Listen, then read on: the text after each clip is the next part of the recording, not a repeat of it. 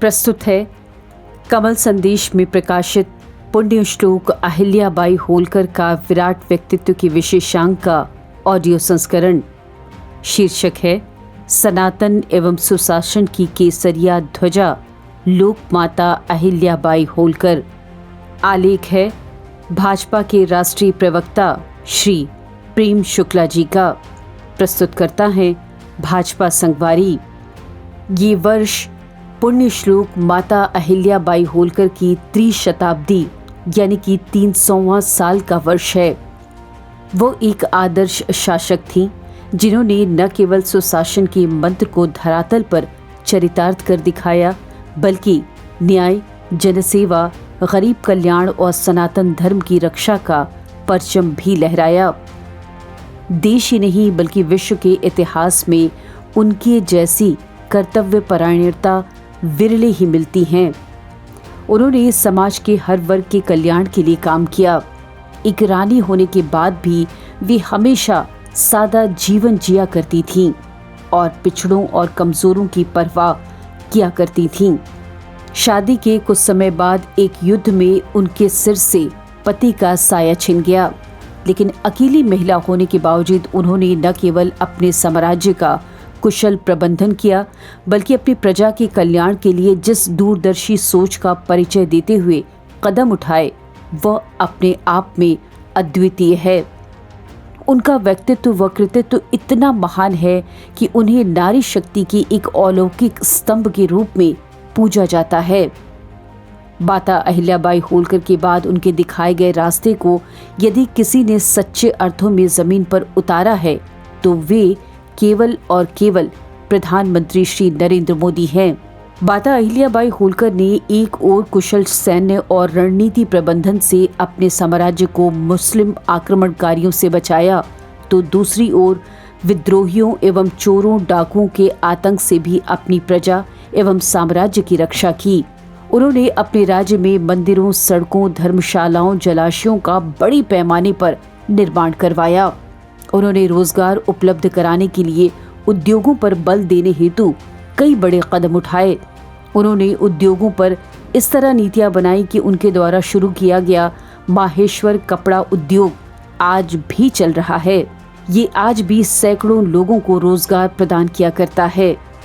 उनके कार्यकाल में मालवा क्षेत्र साहित्य उद्योग, मूर्तिकला, संगीत और कला के क्षेत्र में एक गढ़ बन चुका है।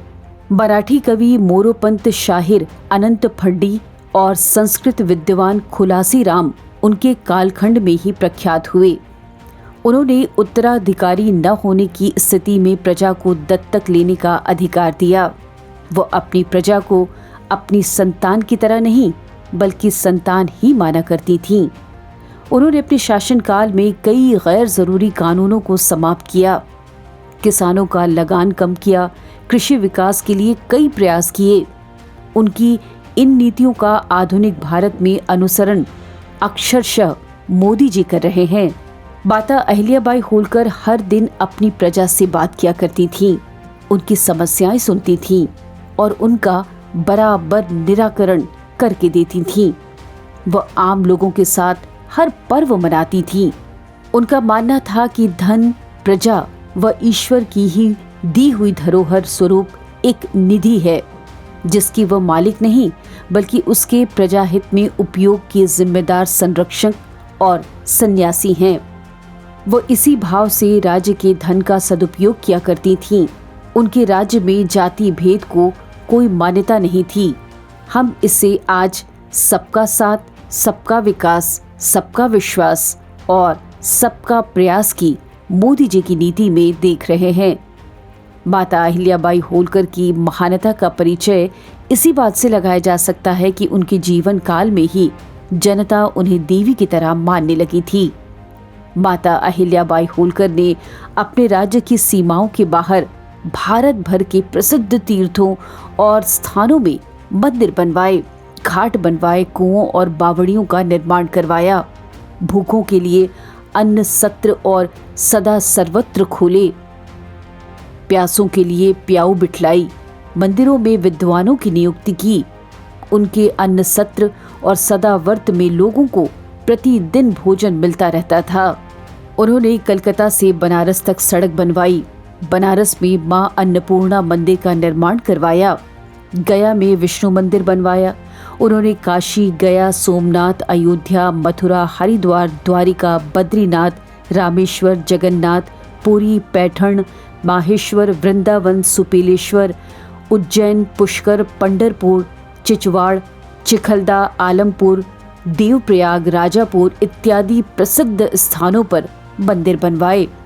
उन्होंने मुगलों द्वारा क्षतिग्रस्त किए गए काशी विश्वनाथ, सोमनाथ जैसे सनातन संस्कृति के प्रमुख स्तंभों का पुनरुद्धार भी करवाया। त्र्यंबकेश्वर ज्योतिर्लिंग में विश्राम गृह तथा अयोध्या, नासिक में प्रभु श्री राम के मंदिरों का निर्माण, उज्जैन में चिंतामणि गणपति मंदिर निर्माण जैसे न जाने कितने कार्य किए। काशी में गंगा किनारे उन्होंने मणिकर्णिका घाट का निर्माण करवाया। इसके अलावा मांडू स्थित नीलकंठ महादेव मंदिर का भी निर्माण उन्होंने करवाया। इतना ही नहीं, वे ओडिशा के महाराजा से लेकर हैदराबाद, अवध के नवाबों तक को मंदिर निर्माण के लिए लिखती रहीं। साथ ही उन्होंने इंदौर को एक छोटे से गांव से खूबसूरत शहर बना दिया।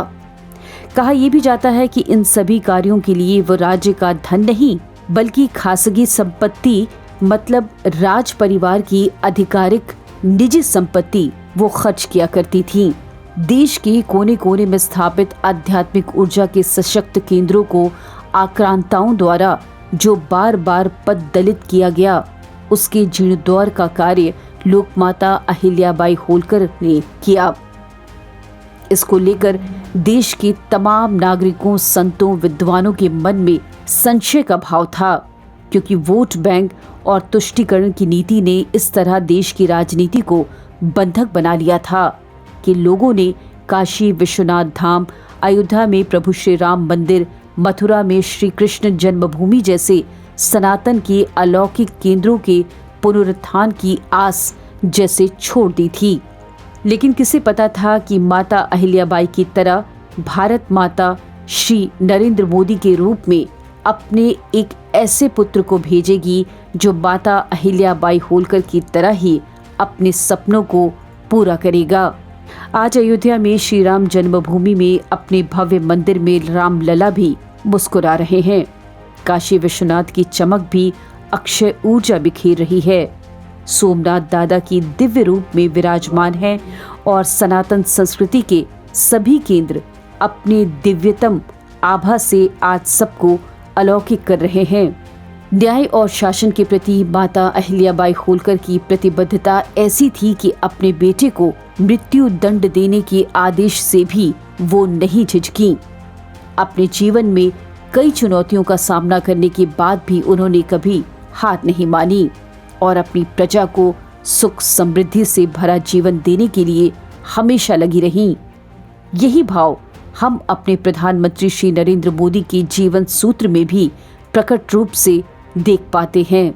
युद्ध क्षेत्र में अपने पति की असामयिक बलिदान के पश्चात देवी अहिल्याबाई ने सती होने का प्रण ले लिया था, ये सोचते हुए कि प्राणों के प्रति पति अगर जीवित नहीं है तो उसके जीवन का कोई अर्थ भी नहीं।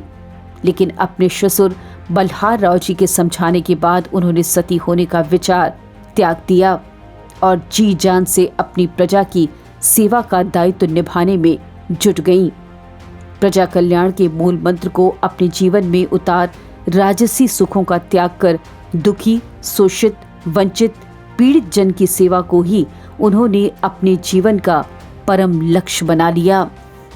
अपने नागरिकों के कल्याण के लिए माता अहिल्याबाई होलकर इतनी दृढ़ निश्चित थीं कि राज्य में चोर डाकुओं के आतंक से त्रस्त व्यापारी, यात्री और प्रजा को बचाने के लिए उन्होंने घोषणा कर दी थी कि जो भी व्यक्ति इन डाकुओं का राज्य से सफाया कर देगा उससे वह अपनी पुत्री का विवाह कर देंगी। यशवंतराव फणसे ने माता की शर्त पूरी की। इस तरह मुक्ताबाई का विवाह वीर व बुद्धिमान योद्धा यशवंत से हुआ। साथ ही वो समाज सुधारक भी उच्च कोटि की थीं। उन्होंने चोर डाकुओं को सही रास्ते पर लाकर उनके जीवन में सकारात्मक परिवर्तन करके उनका पुनर्वास भी किया। दानी भी वो ऐसी थीं कि कहा जाता है कि काशी में एक ब्राह्मण का घर जलकर राख हो गया था। वह सहायता के लिए माता के पास आया तो उन्होंने इस बात की सत्यता जानने पर उसे नया घर बनवाकर भेंट किया। अपने जीवन में आए अनेक झंझावातों और अनगिनत कष्टों चुनौतियों से पार पाते हुए माता अहिल्याबाई होलकर ने अपने कर्तव्यों से कभी भी मुंह नहीं मोड़ा। पहले पति के बलिदान, फिर पिता समान ससुर की मृत्यु, फिर लंबी बीमारी के अल्पायु में ही अपने नवासे की मृत्यु, उसके बाद अपने दामाद यशवंतराव फणसे की दुखद मृत्यु, फिर पुत्री मुक्ताबाई का सती होना, एक के बाद एक आघात उन्होंने झेला, लेकिन तब भी अपनी प्रजा के हित व संरक्षण के लिए माता अहिल्याबाई ने परिश्रम की ऐसी पराकाष्ठा की कि आज भी पूरी दुनिया उनके सामने नतमस्तक है। प्रजा के हित में उठाए गए हर कदमों में उन्होंने लोक माता की उपाधि हासिल की। कवि मोरोपंत के शब्दों में देवी अहिल्याबाई का निष्ठावान और कर्तव्यपरायण चरित्र महाराष्ट्र ही नहीं अपितु पूरे देश में लोकप्रिय है। वह गंगा नदी के समान पवित्र हैं। सदा सद्भावना युक्त कार्य कर सभी का कल्याण किया करती थी। इन्हीं सद्गुणों के कारण वह जन जन के हृदय में आज भी बसी हुई हैं। इतिहास, वर्तमान और भविष्य में केवल एक ही व्यक्ति में इतने गुणों का समावेशन संभव नहीं है जो माता अहिल्याबाई होलकर के कृतित्व में है। माता अहिल्याबाई होलकर का त्याग, उनकी वीरता, बलिदान, साहस, शौर्य, सनातन संस्कृति की रक्षा का उनका भाव, न्याय एवं उनकी दानशीलता युगों युगों तक संपूर्ण ब्रह्मांड में गाई जाती रहेंगी। संपूर्ण भारत उनका ऋणी है। हमारे प्रधानमंत्री श्री नरेंद्र मोदी ने उनके सपनों को, उनके कार्यों को, उनके द्वारा दिखाए गए रास्तों को पूरा करने का जो बीड़ा उठाया है वह न केवल अनुकरणीय है बल्कि उनकी जितनी सराहना की जाए कम है।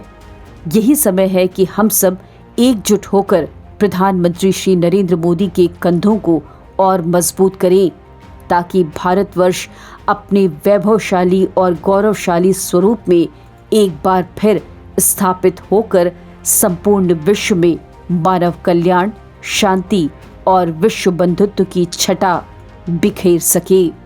अभी आप सुन रहे थे कमल संदेश में प्रकाशित पुण्य श्लोक अहिल्याबाई होलकर का विराट व्यक्तित्व के विशेषांक का ऑडियो संस्करण। प्रस्तुतकर्ता थे भाजपा संगवारी।